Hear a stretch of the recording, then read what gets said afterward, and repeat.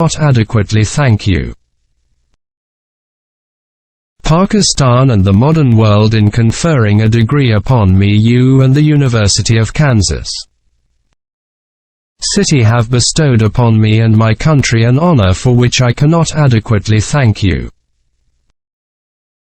For my address today I have advisedly chosen the subject of Pakistan and the modern world. I have done this for two reasons. In the first place, I am conscious of the fact that you have been kind enough to select me as the recipient of your recognition. In order to do honor to my country rather than to reward me for my inadequate merits.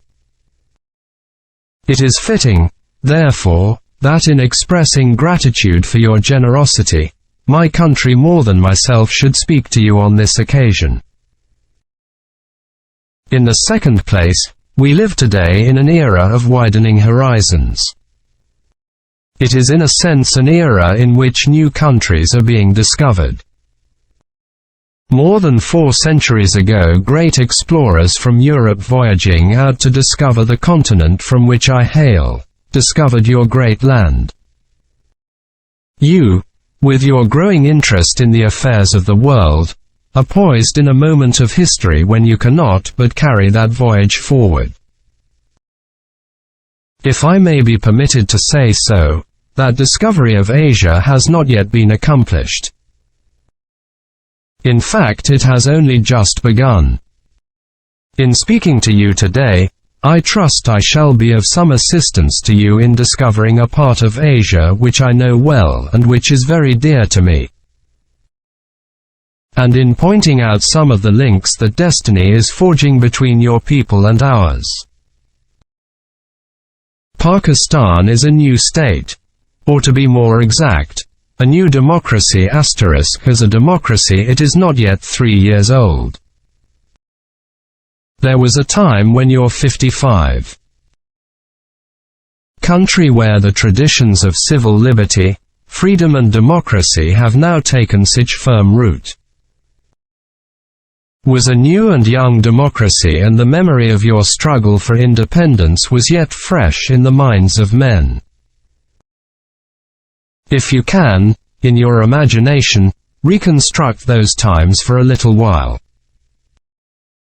you will in many ways be reading the history of Pakistan and of the first 3 years of its new life. Till 3 years ago, Pakistan was only an ideal and a longing. In the vast subcontinent where present-day Bharat and Pakistan were situated and where the British held sway, there lived 100 million Muslims who for centuries had made this part of the world their homeland. They lived, side by side with 300 million others, mostly Hindus who had come to this continent in an earlier era. As the day of freedom for these 400 million people drew near, it became increasingly obvious that at the end of the British rule, the 100 million Muslims would have to live their new life as a perpetual political minority. Long experience and the history of several centuries had taught them that under a dominating majority of 3-1, freedom from British rule would mean to the Muslims not freedom but merely a change of masters. It was not merely a question of religious differences, as that phrase is generally understood. It was not merely that, whereas the Muslims were monotheists, the Hindus were polytheists, or that the Muslims believed in the Prophet of Arabia and in Christ and the prophets of the Old Testament, whereas the Hindus did not. The differences were even more pervasive than this and created a maladjustment between the two peoples in almost every situation of their daily lives.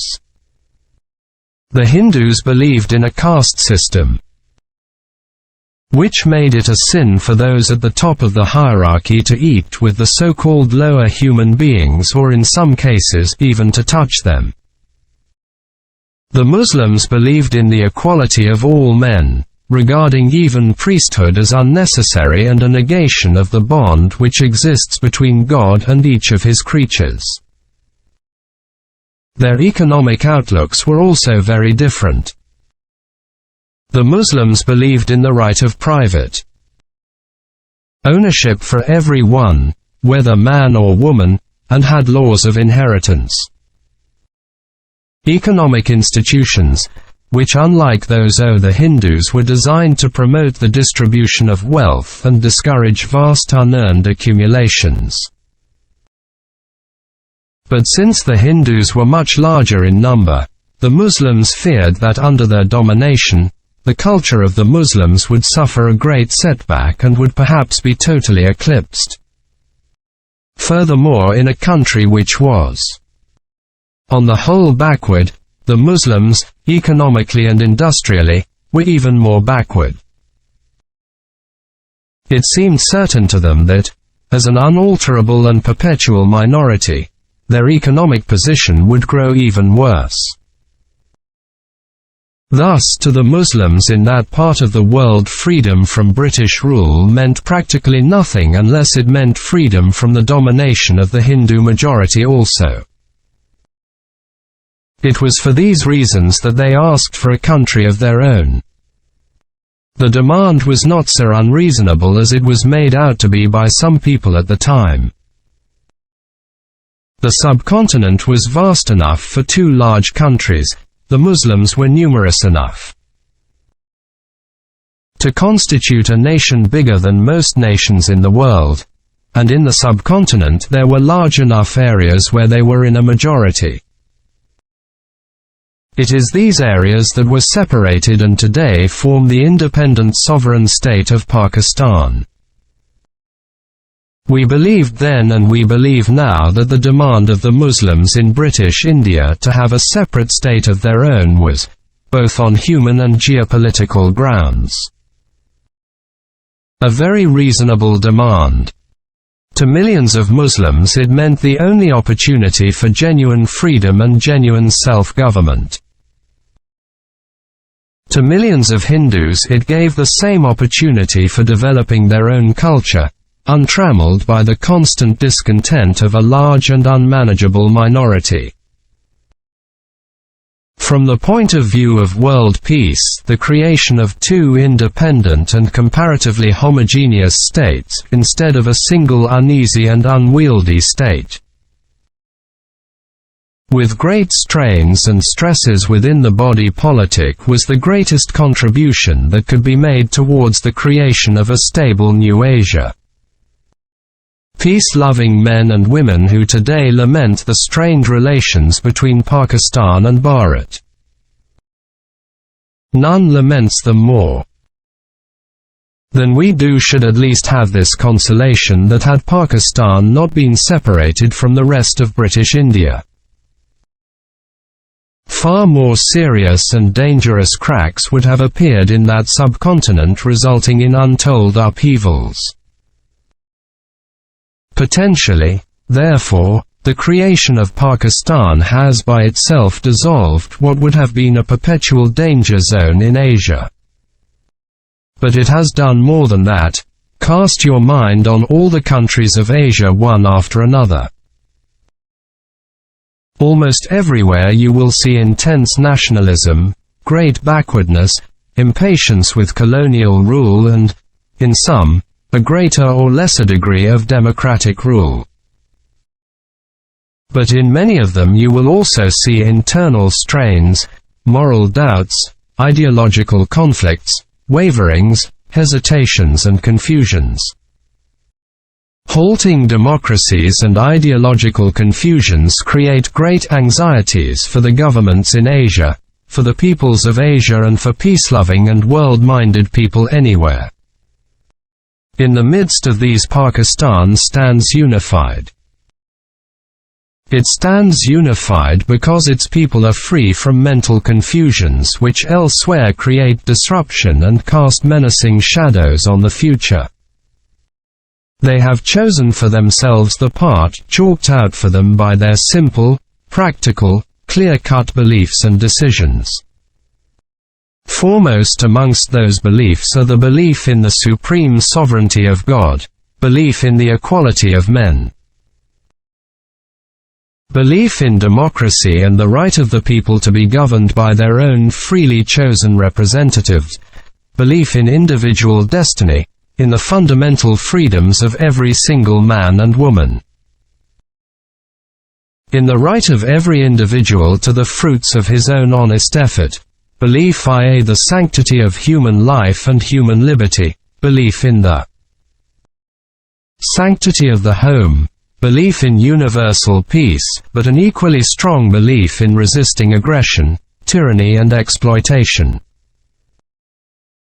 We did not have to acquire or inculcate these beliefs after the foundation of our new state.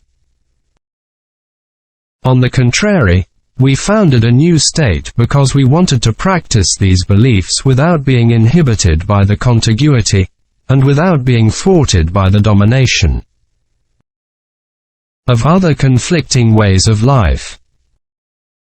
For us to be undemocratic, or to ignore individual rights whether of property, belief or expression, or to bend our knee to aggression, is to destroy completely the very ideals which inspired us in our demand for Pakistan.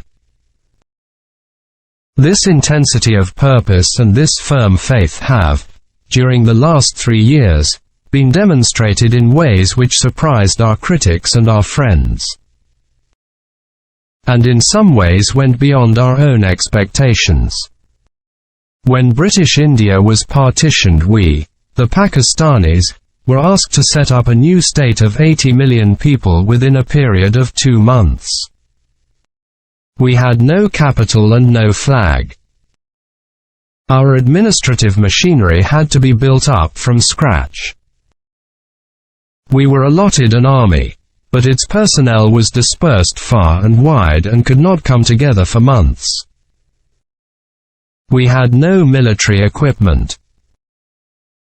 Our share of the military equipment of British India which was allotted to us on paper remains largely undelivered even today when 3 years have elapsed. Being a backward people, we had no industry, no engineers and practically no traders. Within a few months of independence, 7 million homeless refugees driven out of India came over to us in a miserable plight to seek shelter. Had it not been for the unity of our people, we might have floundered. But today, after 3 years, we are stronger than before. And in spite of some very anxious moments when our international rights and our freedoms seemed to be in jeopardy, we are still free. What are the demands that our freedom makes on us? Our first duty is to ourselves. I do not say this in any spirit of selfishness or chauvinism. A free people must maintain their own freedom first. Otherwise they disgrace the fair name of free men and women all over the world. But the maintenance of freedom requires constant vigilance.